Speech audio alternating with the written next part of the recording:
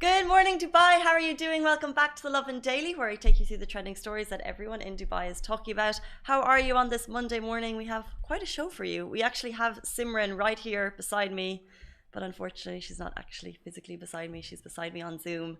My amazing co-host is in India, and unfortunately she's been one of the unlucky few who got stuck due to flight restrictions.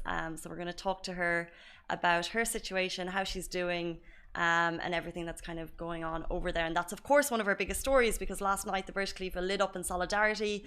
The UAE has affirmed its support for India through this horrific time as COVID is pretty much ravaging the country. We're also be talking about sleep pods at Dubai Airport, how you can level up without paying business class prices, and a heroic cop in Sharjah. He basically did the most incredible thing, working on, I guess, adrenaline alone, and saved a life of pregnant women and 3 kids, thanks to his quick actions. But good morning. By the way, it's Oscars morning. 2021, the 93rd Oscars is happening right now. Actually, I think it's about wrapping up, but we're getting all the winners coming through. Are you interested? Ali, are you guys watching? Are you keeping up? I used to be interested. You used to be? Yeah. Interesting words. Yeah. Like, I think I was following Leonardo DiCaprio, because he was his Oscar saga. I was like waiting for him to win every year, and then he finally won it, so I was happy for him. Did he win it for, correct me if I'm wrong, was it The Revenant? Revenant. I think it was The Revenant. Or maybe that was the one that we all thought he was going to get it for. He didn't. I think it was the next movie that he made. It definitely wasn't Wolf of Wall Street, but that's just hands down. Well, he should have got it. He should have got an Oscar for that one. For Wolf of Wall Street, do you think? Yeah. It's so good, but it's so it's just so controversial, because there's just so much in there that's not PG. I went to the cinema once in Dubai and watched that. Well, he perfected the role, like. So yeah, the awards are coming through. This is the thing. So I think but what's cool is it's been a year. COVID is still among us, but they did go ahead and have an in-person show, but they have it this year at Union Station to basically make sure that they can have all of the COVID regulations in place and still have people coming to the event. And we've just gotten the winners for Best Picture, Best Leading Male, Best Leading Female come through, and the hands down winner seems to be Nomadland, directed by Chloe. Let me just check. By Chloe Zhao, excuse me. She's the best director for Nomadland. Also Best Leading Female, Frances McDormand for Nomadland, and they won Best Picture. So if you haven't watched it, I would suggest getting out there and watching it. It's an American drama film written and edited and produced and directed by Chloe Zhao. It stars Frances Dowland. She is a woman who leaves her hometown after her husband dies, and the soul industry closes down to the houseless, and travel around the United States. So I think we need to see it. clearly. Those are big Oscars to win. Best Picture, Best Leading Female, and also, of course, Best Director. Wow. No Leonardo DiCaprio this morning. I think like we haven't seen a big movie from Leonardo DiCaprio since like last 2 years ago. But it's been in general, even coming in this morning, Anthony Hopkins, he won leading male for The Father. In general, hasn't been a massive year for movies. So maybe that's why we weren't as massively aware that it was going on, the Oscars this morning. But personally, I just look forward to seeing the fashion. I really do. I love all the dresses and seeing what the guys and the girls wear, and it's just nice. It's like it. Now everyone has an excuse to act bougie now, you know, going to the Oscars. And if you're only going out once a year, like this is the thing. If we were more involved, and if it was more a thing, you nearly have your Oscars party at home where you dress up and watch it. But just didn't feel that buzz this year. But correct me if I'm wrong. If you had an Oscars party, if you're up watching it last night, because that was something that I used to do back in my uni days. Love the Oscars. Anyway, we'll move on to more topical things, more important. Last night we saw the UAE buildings across the country lighting up and standing with India as it battles COVID-19. As we know, COVID-19 is ravaging parts of India, and it continues to break the record for the highest reported new COVID-19 cases in a country in a day. So even yesterday, again, we spoke about this a few days ago, it continues to break that record. Yesterday, tallying 349,691 cases in a 24-hour period, and they're actually averaging 310,000 new cases a day over 7 days. They're lacking oxygen, and the hospitals need support. And we actually, interesting, not sure if I mentioned at the start of the show or on Instagram, but we have Simran here who we'll be talking to, who's in India at the moment, to get her take on the situation. As you know, the UAE suspended flights from India, and that started from Sunday morning. There was a 3-day, correct me if I'm wrong, Simran, when he's chat, but there was a 2 or 3 day grace period where you could get your flights to come back to the UAE. Now flights have cut. They will relook at that situation in 10 days as to whether or not to reopen flights. And of course, the UAE, we're made up of more than 3.3 million Indians right here, and we stand in solidarity. And what was really nice and a moment was yesterday, the Burj Khalifa lit up to show its support. And also His Highness Sheikh Abdullah bin Zayed Al Nahyan, who is the Minister of Foreign Affairs and International Cooperation, he also affirmed his confidence in the ability of the Republic of India to overcome the challenging circumstances triggered by the resurgence of COVID-19 cases. And he also added with that, reiterating the UAE's full support and solidarity with our friendly country amidst the challenging health situation which they are reeling under. It's just a scary, scary, scary, scary time and scary figures. And this is the second big wave that India has experienced. And it just feels very close to home. Of course, Simran flew out, but just in general. So our thoughts and prayers are with everyone in India. We're hoping that the hospitals soon get the resources that they need, because I think that's the main thing. We talk every day about why countries are able to open up the way they do, and it's all down to the healthcare system. If your healthcare can't cope with the number of people coming in every day. But I think we've all seen there's a lot of videos being shared online about hospitals struggling. So yeah, we're just praying with India at the moment and hoping to get a good news story out of this soon. We'll move on. We're talking about a policeman in Sharjah who bravely beat down doors and saved lives in the Sharjah tower fire. This is an incredible story, amazing, hats off to this. He was an off-duty policeman. He's been working with the Sharjah police force for 20 years, and he basically saved a pregnant wife, a pregnant couple, and 3 kids thanks to his quick thinking. This is so cool. So Hassan Suleiman Isa, he was on his way home from work, as we all be doing, and he spotted smoke rising from an 11-story building. This happened in Rola in Sharjah this week. So what he did immediately was call civil defense, and then, and I wonder what the protocol is here, but what he chose was basically Superman, superhero moves. He rushed towards the building, banged on the doors, brought residents to safety, and then once he got down, once he made sure that he'd banged on all the doors, made sure that all of the residents were out of the tower, then he started directing traffic while civil defense arrived, basically being a one-man show, saving lives, and it's just amazing. Superhero. Yeah. I don't even, if you see smoke in a building in the distance, I'm just looking over at one of the towers in JLT, and the guys are on top of the building cleaning the windows, and I'm just like, how do they do that every day?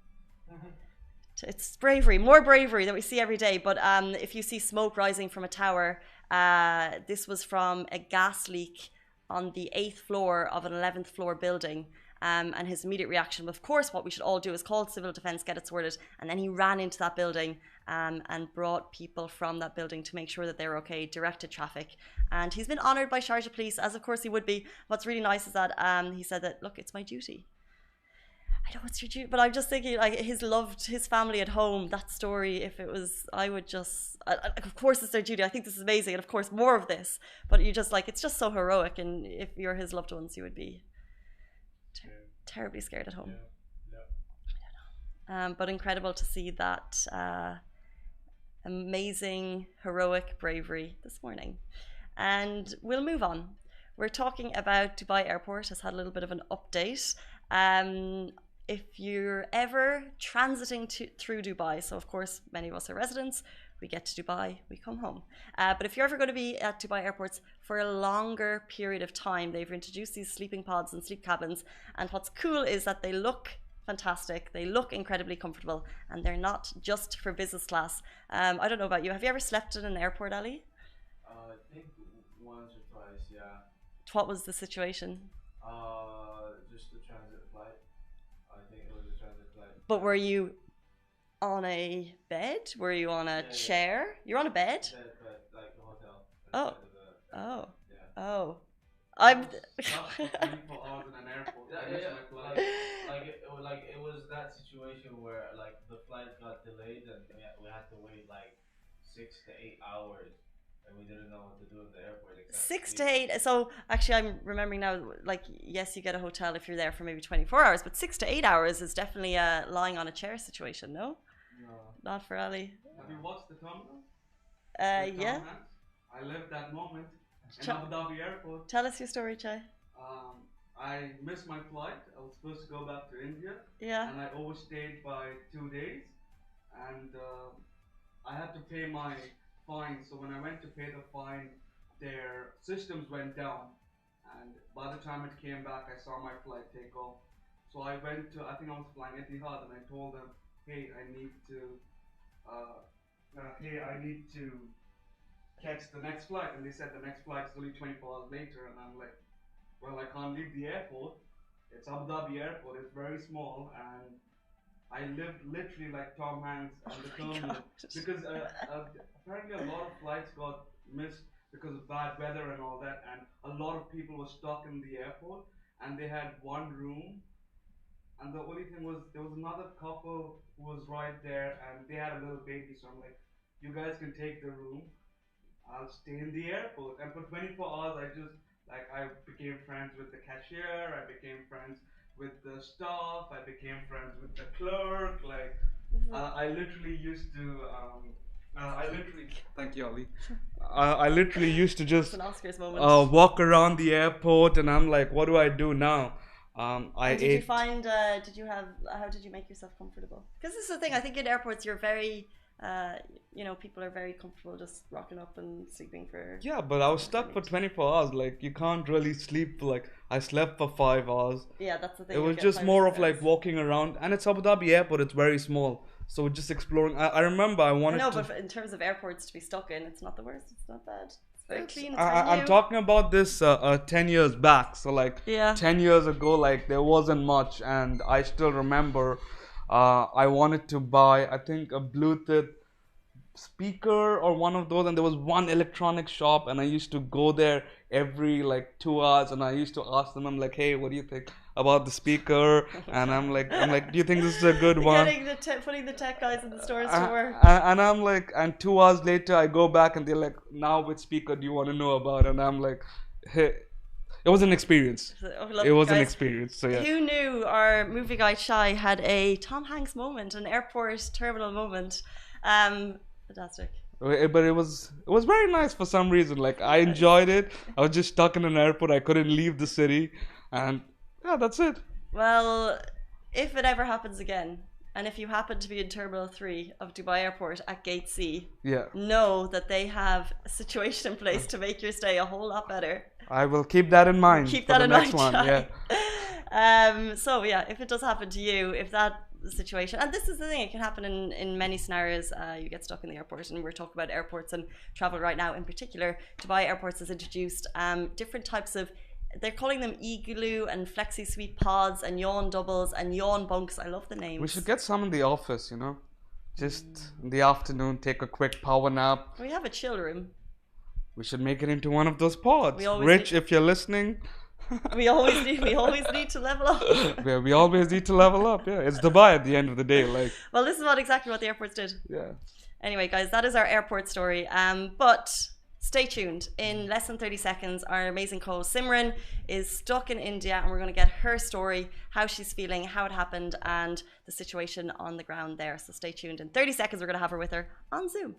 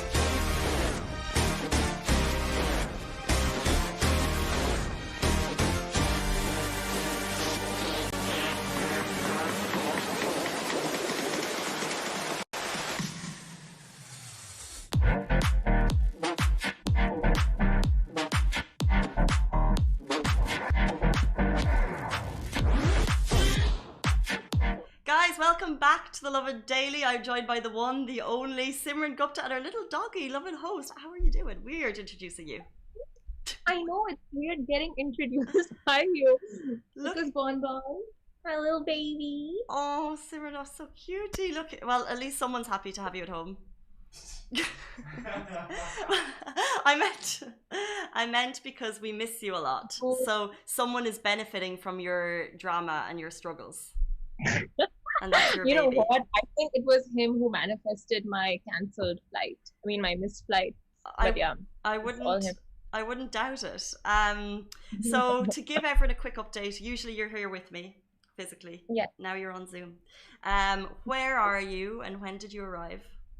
So I am in India. I'm in Delhi, and the situation here, the COVID-19 situation here it's very grim. Hospitals are in shortage of oxygen tanks, and it's just a lot of lack of resources which the hospitals are facing, and which has led to a major spike of COVID-19 cases and a lot of religious gatherings as well in the country, and which led to a lockdown, a countrywide lockdown. And then recently the UAE halted all flights from 25th of April until 5th of May. So I got stuck. So I came in last week. I came in on I think I arrived on 18th April, and I was supposed to leave this week, like this Thursday. But yeah, now I'm stuck. Yeah, this is we're seeing the cases rise, and like this is being reported all over the world. The New York Times, you know, everyone is looking at India now and praying and hoping that you get those resources. But of course, here in the UAE, there is a massive population who are from India as well, and so when the UAE cut those flights, that's a serious cause for concern for everyone here. So what was your first reaction? You know, obviously you're working here. You know, what was your first reaction when you saw that the flights were cut?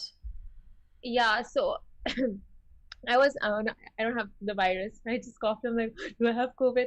But it's actually so scary. Every second person here is like, coughing, and they have either the flu or COVID, because it's like a lot of cases here right now.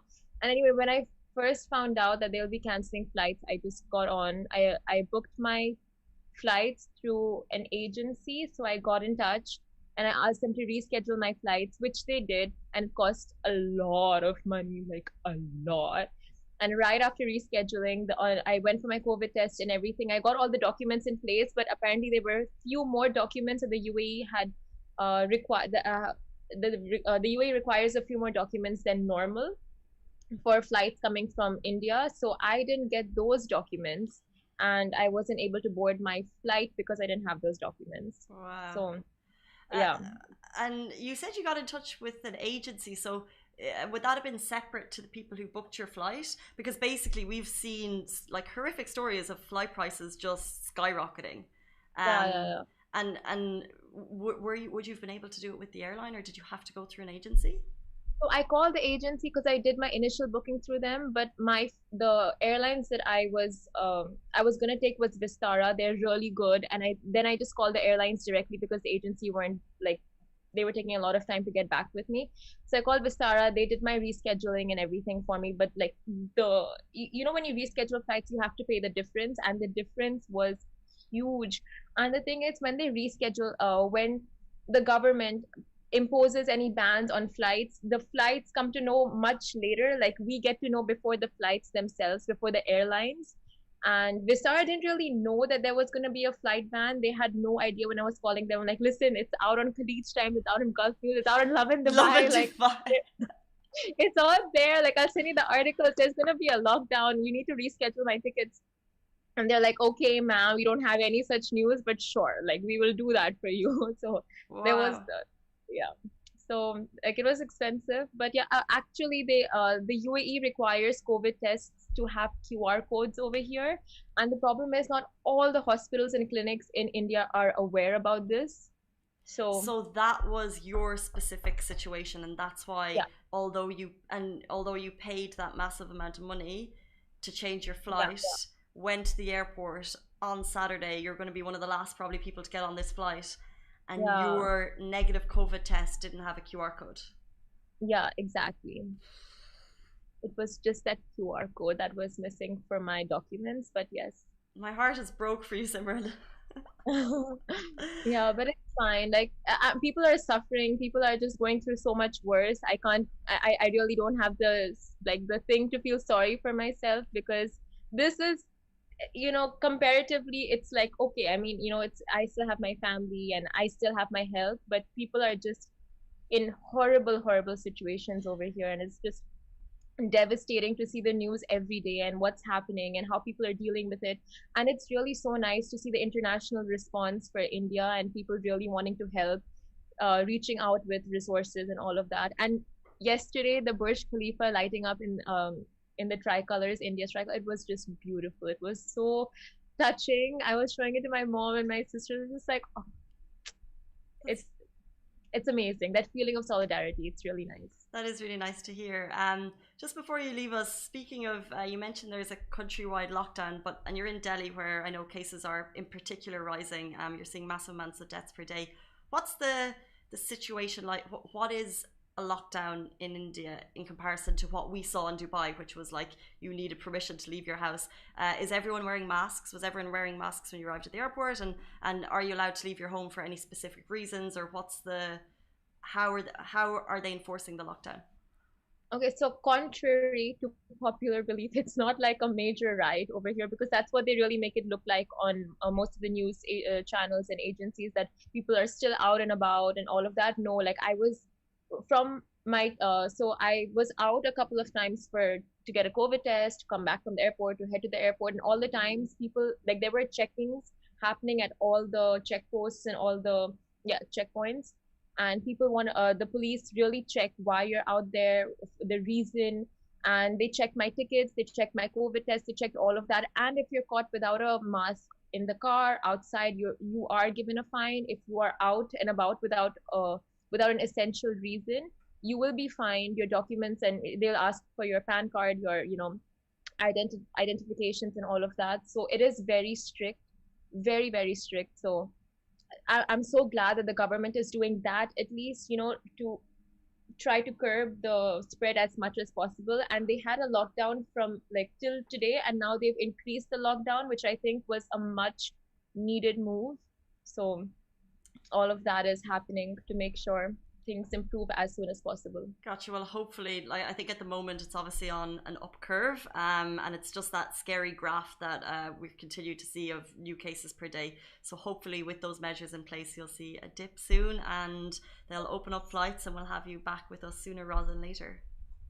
Yes, Um, hopefully very soon. Thank you so much, Simran. Appreciate you chatting on your vacation, I guess. Um, Appreciate you having me, giving me a reason to shower this morning. oh, you're so glad. I'm so glad we're the reason you showered. Yeah. Simran, thank you so much for joining us. Hopefully see you soon. We miss you loads and loads and loads. You've no idea how much I miss you. I'm crumbling at the office. I miss you so much. So come back soon. Thank you so much. Bye, guys. That is it for us on the Lovin Daily. Stay safe. Wash your hands. We'll see you tomorrow morning, same time, same place.